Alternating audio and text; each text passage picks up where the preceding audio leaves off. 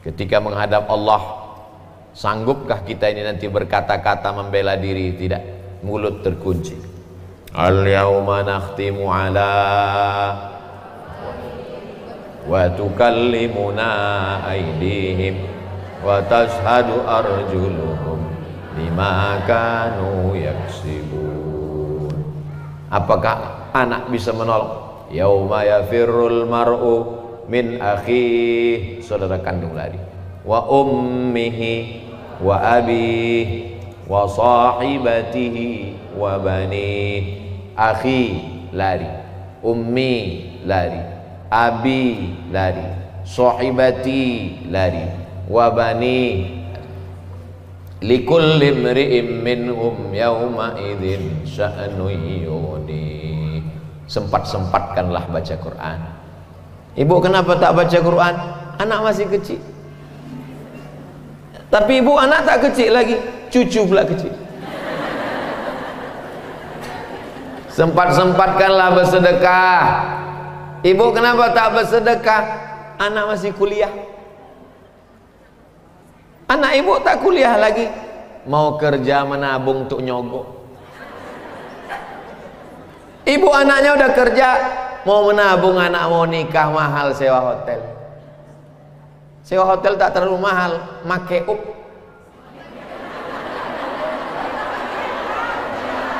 Tapi ibu anak udah nikah, kemarin saya datang walimah, kenapa tak bersedekah? Cucu pula mau lahir. Sempat-sempatkan, karena sampai masanya nanti tak sempat-sempatkan sholat duha, sempat-sempatkan sholat tahajud, sempat-sempatkan sholat witir sebelum tidur malam. Tak sempat sebelum tidur, di tengah malam. Tak sempat tengah malam, menjelang subuh sebelum azan subuh. Sempat-sempatkan afdalu zikri fa'lam annahu la ilaha. Karena sampai masanya nanti waktu ada, tapi kesempatan tak ada, karena ruh sudah keluar dari jasad. Ditanya Allah lah sama orang-orang mati itu, hai orang mati, mau kau hidup lagi? Mau? Apa kata orang mati? Laula akhartani ila ajalin qarib, kasihlah aku hidup walau sekejap. Qarib, sekejap, semenit, sedetik pun jadi. Ya Allah, kalau aku kasih kau hidup sekejap, kau mau apa? Fa'as-saddaqa, aku mau bersedekah. Wa akum minas sholihin, aku mau jadi orang soleh. Macam mana orang soleh mati? Datanglah malaikat, wajahnya bercahaya. Nanti kalau pas kita mau mati itu datang emak kita, jangan ikut. Pas ibu terbaring di ruang ICU, datang almarhumah emak, jangan ikut. Datang almarhumah ayah, jangan ikut. Datang almarhum suami, jangan ikut. Datang almarhum anak, jangan ikut. Sampai datang malaikat bercahaya terang benderang. Datang malaikat bercahaya terang benderang, membawa kain kafan yang terang benderang. Ditunggunya ruh kita keluar dari jasad, macam air menetes dari ujung daun. Air berembun subuh menetes dari ujung daun. Lembut apa keras? Lembut. Daun sirih menetes air dari ujung daun. Begitulah ruh itu keluar, ditampung pakai kain kafan. Apa kata malaikat memanggil? Ya ayyatuhan nafsul mutmainnah, wahai jiwa yang tenang, irji'i ila rabbiki radiyatan mardiyah, baliklah engkau menghadap Allah dalam keadaan ridha. Allah sudah meridhai engkau. Fadkhuli fi ibadi, hamba-hambaku yang soleh sudah menunggu kamu.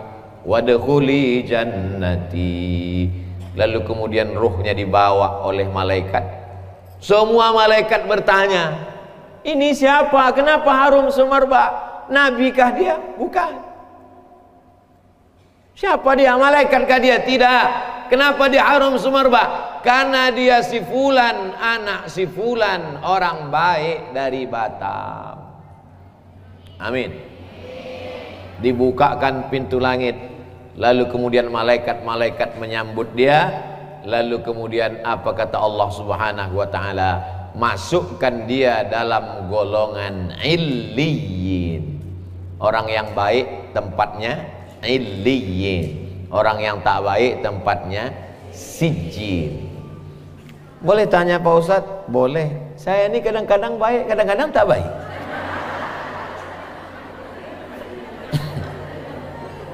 Tak bisa. Kita ini mesti istiqomah dalam kebaikan. Saya ini Pak Ustadz tergantung SMS datang. Kalau datang kawan ngajak pengajian, saya ikut.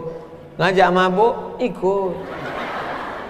Datang kawan ngajak bedah buku kematian, saya datang.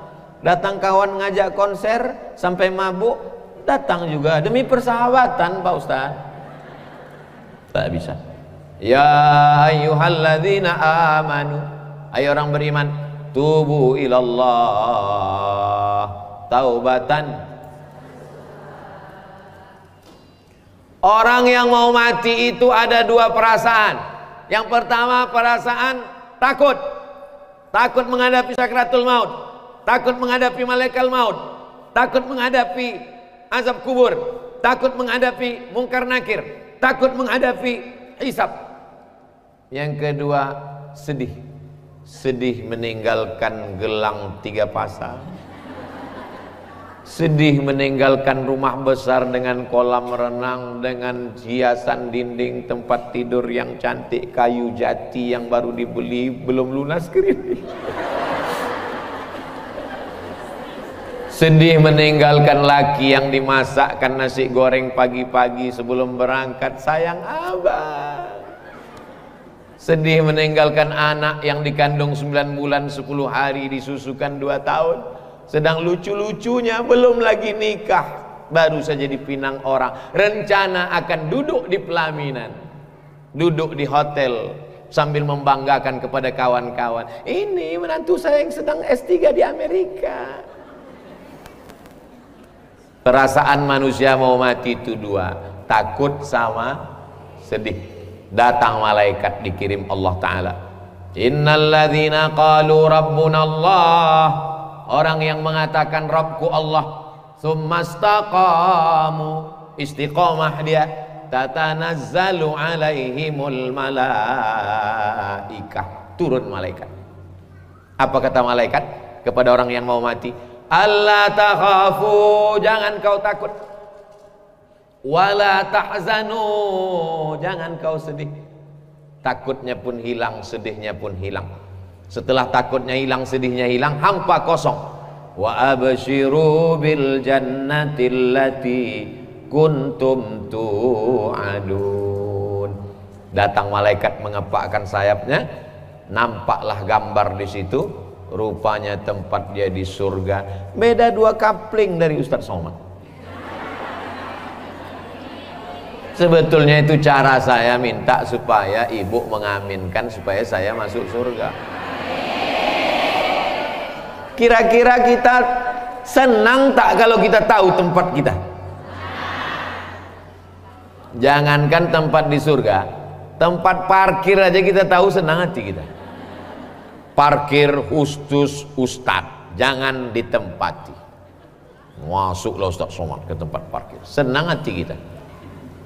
Subuh Sabtu pengajian di Pekanbaru, mobil Ustadz jauh. Pas ditanya, Ustadz kok jauh betul parkir? Tak kalian sediakan tempatnya. Gimana aku mau parkir? Jangankan tempat di surga, parkir dunia pun kita tak tahu tempat kita. Tapi orang-orang yang istiqomah itu, makanya ketika nyawanya dicabut, menetes macam embun di ujung daun, jatuh di kain kapan dari cahaya dibawa dari surga, lalu kemudian tersenyum dia, nampak dia senyum. Tulis di Google jenazah Buya Hamka, enter. Buya Hamka senyum hampir macam mau, saking nampaknya tempatnya. Dihamka tersebut. Lalu kemudian apa yang terjadi setelah itu? Malaikat bertanya, itu tempat siapa? Tempat si fulan. Saat rohnya dikembalikan ke jasad untuk menjawab pertanyaan mungkar nakir, tiba-tiba di tengah kesendirian itu ada orang muda, baik. Ditanya, kau siapa? Akulah amal kau dulu waktu di dunia. Lalu kenapa kau di sini? Aku akan menolong engkau. Yuthabbitullahu alladhina amanu bil qawlis sabit. Allah mengokohkan orang beriman dengan ucapan-ucapannya. Napas kita ini cuma dua, sekali tarik, sekali hembus.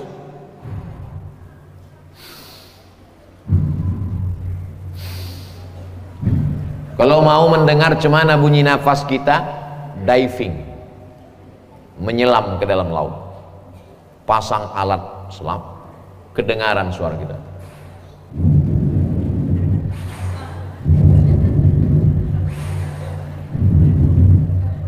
Makanya zikir itu pun dua juga. Zikir tarik la ilaha illallah, hembusnya juga la ilaha illallah. Tapi guru saya tak mengajarkan panjang Pak Ustadz. Kata dia zikir pendek saja, tarik Allah, hembus Allah. Terserah, mau la ilaha illallah baik, mau Allah Allah baik. Supaya apa? Supaya waktu roh keluar, roh itu keluar bertiup dari mulut. Waktu roh keluar, maka tiupan terakhir la ilaha. Mudah-mudahan yang membisikkan kita adalah anak yang kita mandikan. Dimandikan dia pagi jam 9 makan coklat, kotor mulutnya, mandikan lagi. Siang dimandikan, petang main parit dia sama kawannya, mandikan lagi. Sore dimandikan, datang pula tetangga baik ngasih es krim, kotor, mandikan lagi. Ternyata waktu kita mau mati, dia sedang rapat meeting penting. Rapat meeting penting, kepala kau bawa kepiting. 9 bulan 10 hari kau kukandongkan, 2 tahun kau kususukan, beribu kali kau kumandikan. Untuk membisikkan la ilaha illallah pun kau tak sempat. Oh alah nasib badan. Kita ingin dia yang membisikkan ke telinga kita saat hembusan nafas terakhir. Berat. Mengucapkan Abdul Somad berat. Abdul Somad. Mengucapkan Batam berat. Bibir mesti bergerak. Batam. Tapi mengucapkan kalimat itu ringan. Bibir tak mesti bergerak. La ilaha. Tak bersuara lagi. Hanya lidah saja. Dibisikkan orang ke telinga sebelah kanan. La ilaha illallah. Kalau udah nampak lidahnya bergerak, jangan ganggu lagi. Kecuali kalau dia meracau. La ilaha illallah. Berapa harga sawit?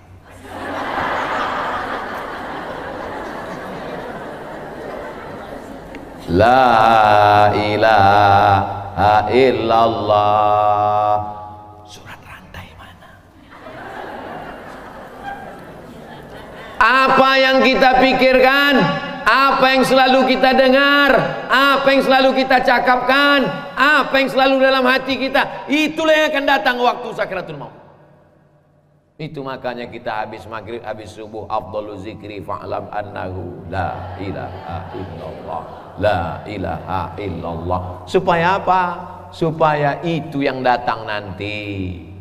Waktu pesawat kena turbulence, bergoncang, semua orang akan mengucapkan yang sering dia cakapkan. Oh my God, ya Allah, ya Rasulullah, copot. Di saat genting, itulah yang akan datang, itulah yang akan menolong, itulah yang akan ucapan terakhir. Allahumma ja'al akhira kalamina, jadikan akhir kalam kami, indan tihai ajalina, ketika ajal kami sampai, kalimat yang terakhir keluar dari mulut kami, la ilaha. Berbisik anak ke telinga sebelah kanan, ayah, oma, La ilaha illallah. Lidah pun bergerak. Keluar ruh. Mata menengok ruh itu keluar. Mata menengok ruh itu keluar, itu maka orang meninggal itu matanya melotot karena menengok ruhnya keluar. Lalu dipejamkan oleh anak yang soleh. Mudah-mudahan kita mati dalam keadaan husnul khotimah, dipelihara Allah. Habis tinggal cerita masa lalu. Rumah itu kita yang membeli tanahnya, kita yang mencari arsiteknya, kita yang memilih warna keramiknya, kita yang membuatkan tamannya. Tapi begitu kita mati 24 jam, tidak sejengkal pun lantai di rumah itu yang bersedia menjadi tempat kita. Ketika orang bertanya, itu kamar siapa? Kamar bapak. Bapaknya ada di dalam? Dulu. Itu kamar siapa? Kamar ibu dulu. Apa kata anak menantu? Rumah ini terlalu besar untuk kita, bagusnya kita jual aja. Rumah tinggal kenangan. Tapi kalau anak menantu soleh, apa kata mereka? Rumah ini jangan kita jual, kita jadikan rumah Quran hajjah. Takut nanti saya sebut nama. Nama aku.